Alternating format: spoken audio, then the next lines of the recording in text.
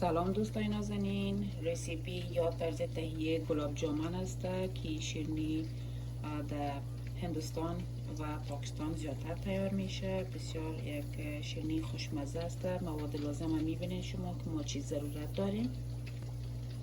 تقریبا 2 پیاله من اینجا از بوره یا شکر بگویم من در دیگ اضافه کردم به خاطر شربت.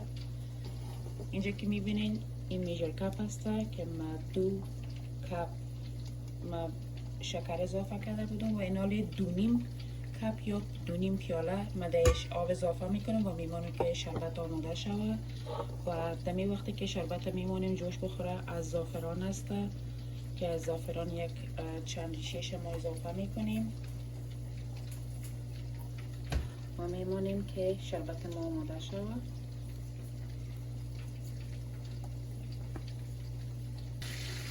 خب برای گلاب جامن ما 2 کپ از شیر خشک، شیر نیدو است، شیر نیدویی که چربیش کم باشه ما اینجا اضافه کردیم، یعنی 2 کپ از شیر خشک، نیم کپ شیر تازه است که روم تمپریچر باشه، باید شیر بسیار سرد نباشه. از مسکه یا کره ما تقریبا 6 قاشق ما مسکه اضافه میکنیم. نیم کپ از آرد سفید گیرم در شیر اضافه میکنیم. 1 قاشق چایخوری از آرد سوجی که ما همیشه برای حلوا استفاده میکنیم و 1/4 تیسپون که اینو ببینیم این نیم قاشق است و ایش که خورترک است ایش است 1/4 که این ازیمه از بیکینگ سودا که در افغانستان پولی گفته میشه و در ایران به نام جوش شیرین یاد میشه. ایران اضافه میکنیم در شیر. مواد لازم شما باید به می اندازه که گفتم به می اندازه اضافه کنیم. اگر پیش شما کم یا زیاد میشه گلاب جامن خراب میشه. این اولی را خوب مخلوط میکنیم امرای کره یا مسکه و بعد از باز کم کم کنم ما شیر اضافه میکنیم و خمیر میکنیم. خب من مسکه را اضافه کردم و اینالی تمام چیزی که من انداخته بودم کلش یک جا مخلوط میکنیم. بسیار متوجه باشین که مواد لازمه که شما اضافه میکنین چیزی که بر شما گفتم همونطور بکنین. اگر از پیش شما کم یا زیاد شود گلاب جامن یا مغزش خام میمونه. وقتی که در شربت شما اضافه میکنین مغزش شربت جذب نمیکنه، یا که اگر از پیش شما زیاد شود باز در وقت در شربت اضافه کردین تیپ میشه.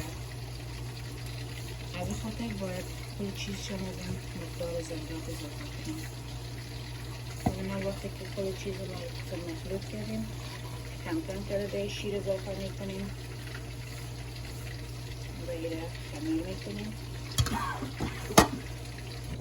خب دوستان نازنین، شیری که ما استفاده کردیم برای گلاب جامن این ازی شیر است، شیر نیدو که چربی شیر کمتر است. اگر سرپوش سفید داشته باشه از این استفاده کنن. اگر سرپوشش سرخ بود چربیش بسیار زیاد است و گلاب جامن خراب میشه.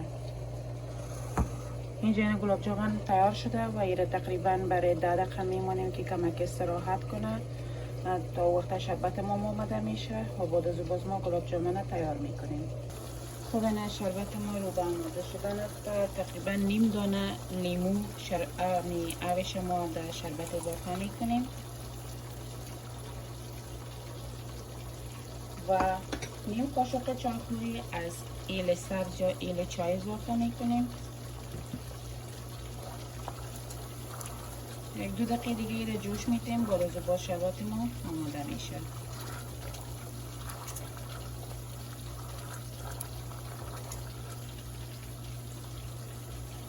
خب تقریبا 10 دقیقه میره ماندیم که خمیر استراحت کنه. اینال بسیار کمک ما از شیر تازه گرفتیم، چون اینال وقتی که اگر با بخوایم گلاب جامن تیار کنیم ببینین بسیار خشک است. بسیار کمک ما به شیر اضافه میکنیم و ایره کمک به شیر تازه خوب میکس میکنیم.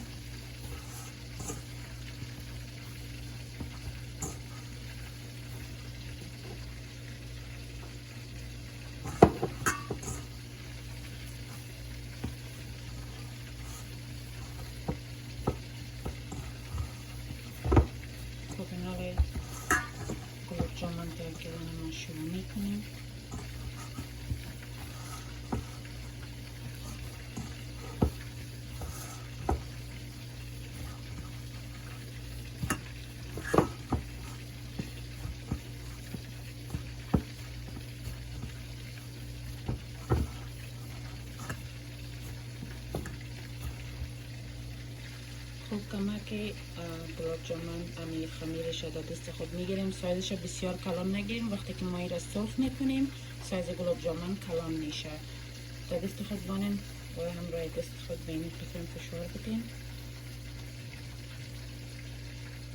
ببینید چقدر مقبول تیار میشه. خوش ما تیار میکنیم. بعد از باز سرخ کردن گلاب جامن را شروع میکنیم و تمام گلاب جامن که سرخ کردیم در شربت اضافه میکنیم. ببینیم به این رقم بازم باید دستان خوب فشار بدیم تا که کدام ترک نداشته باشه. کارامتر مقبول تیار میشه.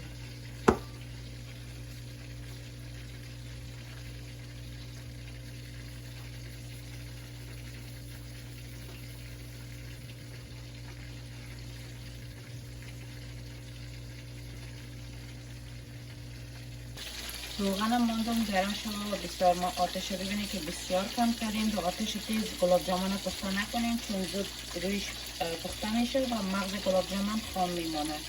از خاطر بسیار دو آتش کم ما گلاب جامن رو پخته میکنیم.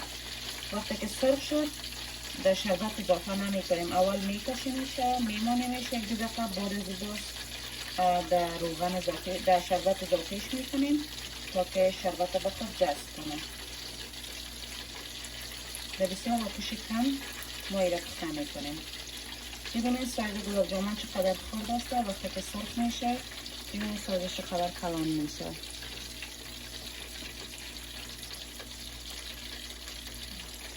میمونیم که گلاب جامن به این رقم رنگش شود و خود سرخ شود. میبینید چقدر مقبول تیار شده. وقتی که پخته میشه و مغز گلاب جامن وقتی پخته میشه گلاب جامن در روی روغن میایه و اینه ببینید که آسته آسته رنگش تغییر کرده میره. میمونیم که خوب سرخ شده. بعد از باز ما ایره در یک ظرف میکشیم. 2 دقیقه میمونیم. 2 دقیقه بعد در شربت اضافه میکنیم. وقتی گلاب جامن شور میتیم این قسم همراه یک گیل ایره دور بدیم تا که گلاب جامن خراب نشه. خب دوستکای نازنین اینه دیدن که گلاب جامن چقدر آسان تهیه میشه. تنها یگانه چیزی که هست مواد لازمشه باید آدم با مقداری که گفته شده و اون مقدار آدم اضافه کنه. ببینید چقدر مقبول است.